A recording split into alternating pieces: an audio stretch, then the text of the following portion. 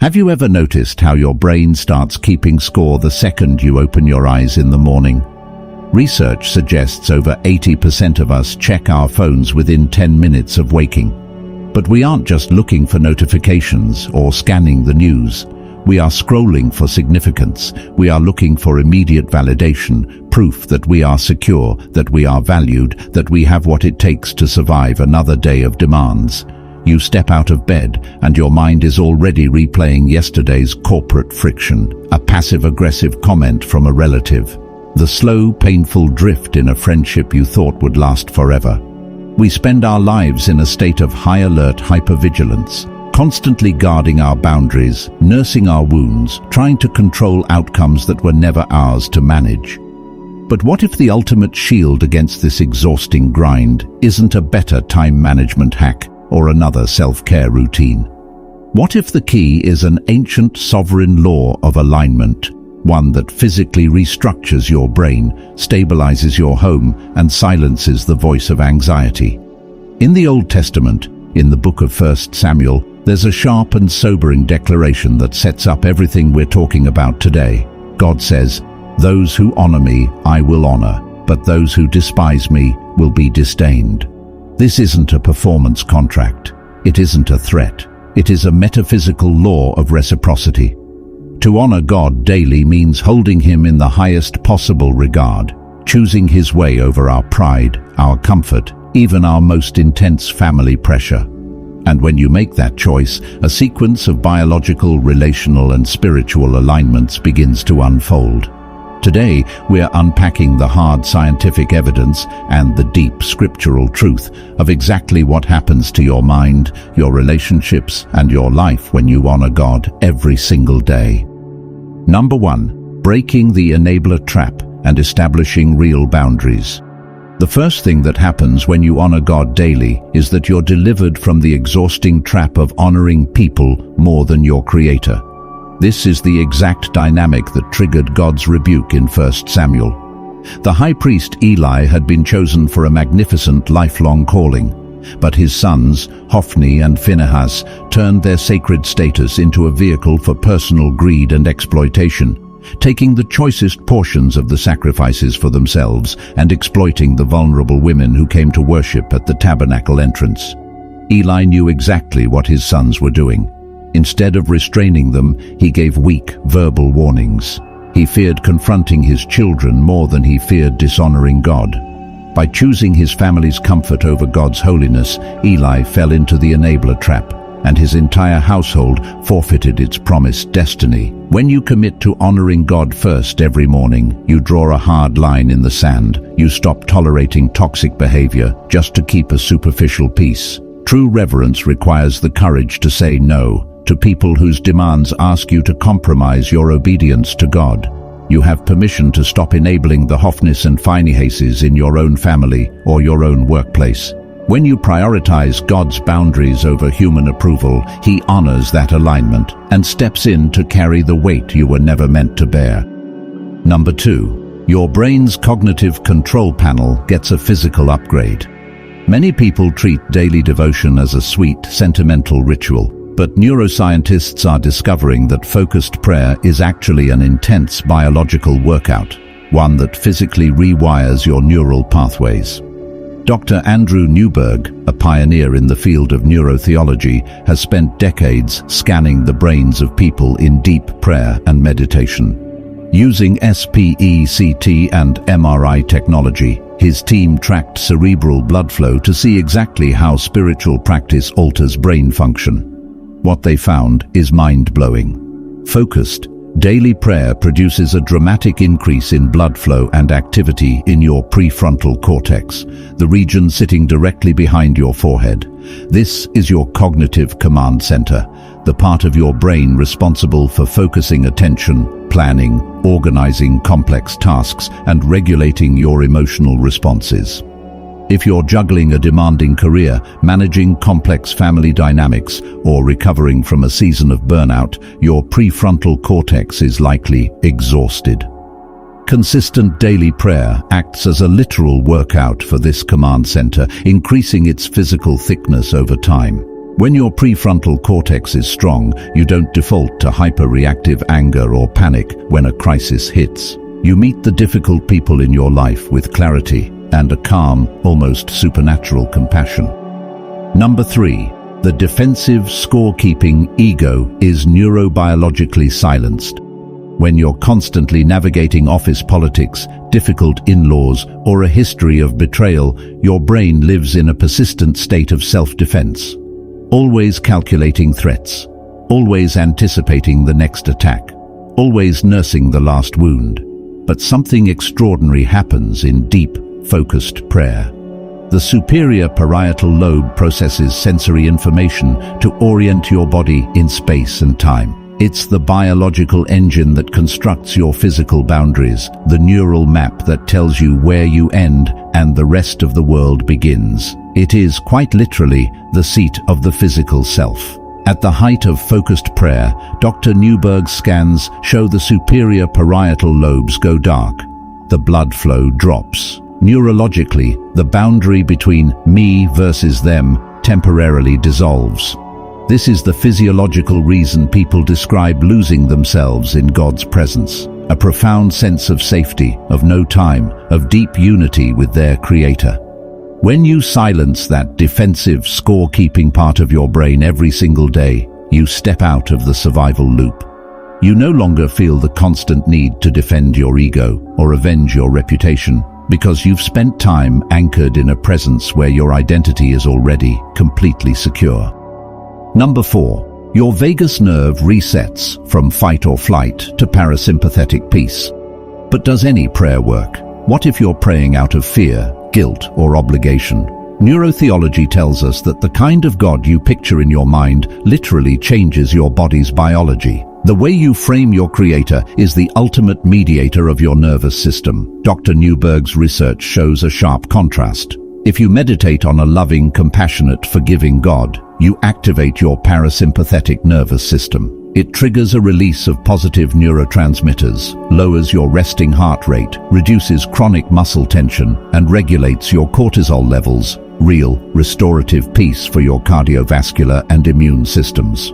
But if you grew up with a religious framework that taught you to see God as primarily punitive, cold, or angry, your brain registers that image as an active threat. Your daily prayer activates the amygdala, your brain's fear center, keeping your body trapped in a low-grade fight or flight state that floods your system with stress hormones over time. When you honor God daily by focusing on His goodness, His promises, His sovereign grace, you give your nervous system a genuine biological reset. You are teaching your body at last that it is safe to let its guard down. Now I want to talk to those of you already feeling a familiar weight of guilt. You're thinking, this sounds incredible, but I am barely keeping my head above water. My calendar is packed, my family is demanding, and now I have to add a perfect hour-long morning routine to my to-do list, or I'm failing God. If that's you, take a breath.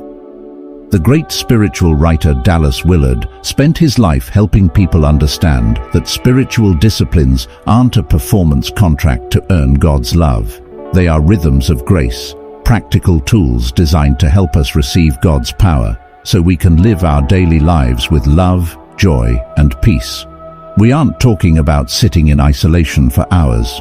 Research indicates that just 12 minutes of focused, sincere prayer a day, sustained over 8 weeks, is enough to produce lasting, positive changes in your brain's synaptic wiring. Sincerity and consistency matter far more than duration. If you miss a day, you aren't disqualified. You simply step back into the rhythm. So let's look at what happens to your home and your most intimate relationships when you make room for that 12-minute buffer. Number 5. Relational friction transitions into deep attunement. Many of us carry decades of relationship history, the exhaustion of long-term conflict, marital drift, the challenge of blending families. When we're stressed, we tend to treat our partners as adversaries, reacting to their flaws instead of attuning to their hearts. But when couples prioritize daily prayer, something shifts in their relational chemistry. Clinical researchers have spent years studying a specific practice called partner-focused petitionary prayer, or PFPP. This isn't reciting memorized, rote prayers. It's the active practice of praying in your own everyday language for the specific needs, worries, and flourishing of your spouse. The data is striking. Spouses who engage in daily partner-focused prayer report a real increase in relationship commitment, trust, and overall marital satisfaction. More remarkably, tracking shows that daily intercessory prayer for a spouse predicts a decrease in infidelity over time, evidence that faith actively promotes relational faithfulness. This is backed by a large study led by Dr. Zephon Lister, analyzing almost 4,000 married Christian adults. The data showed that spouses who maintained a habit of personal daily prayer and weekly family worship experienced significantly higher marital satisfaction, deeper emotional attunement, and more constructive conflict resolution. Why? Because stepping into the presence of God forces you to see your spouse from His perspective, not your own defensive self-interest. It softens your approach in hard conversations. It makes you take responsibility for your own role in the relationship. Number 6, you build a lag defect buffer to neutralize tomorrow's crisis. One of the most fascinating discoveries about daily devotion comes from a rigorous diary study by psychologists David Newman and John Neslek. They tracked 350 participants over 2 weeks, 4,437 daily reports, mapping life events, emotions, and the specific content of their prayers. They categorized the prayers using the classic ACTS framework: adoration, confession, thanksgiving, and supplication.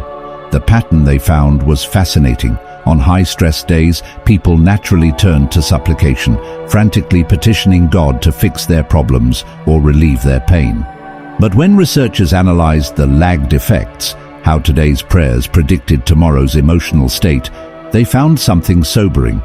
For people who only prayed occasionally, a heavy day of supplication actually predicted a drop in self-esteem and well-being the following day. This is the emotional whiplash of crisis-only prayer. You only call on God when the storm hits, and you're left depleted once the adrenaline fades. But here's the breakthrough. Among people who maintained a consistent, everyday baseline of prayer, that negative effect was completely neutralized. Consistent daily honor acts like a psychological and spiritual savings account. It builds a deep, stable reservoir of resilience. So when tomorrow's crisis hits, your mind and body already have a buffer that keeps you from crashing into survival mode. Number 7. Hedonic comparison is replaced by eudaimonic soul happiness. We live in a culture built on comparison. Every time you open social media, you're bombarded with other people's highlight reels, their vacations, their seamless careers, their beautifully curated homes.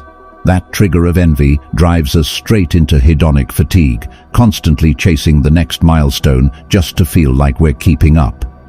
In the same daily diary research, envy turned out to be the single biggest non-religious trigger of supplication. When we feel envious, we frantically ask God for things just to feel equal. But daily devotion shifts your entire internal landscape. By setting aside 12 minutes to honor God, you pivot from hedonic comparison to what theologians and psychologists call eudaimonic soul happiness, a deep, unshakable satisfaction rooted in alignment with a higher purpose.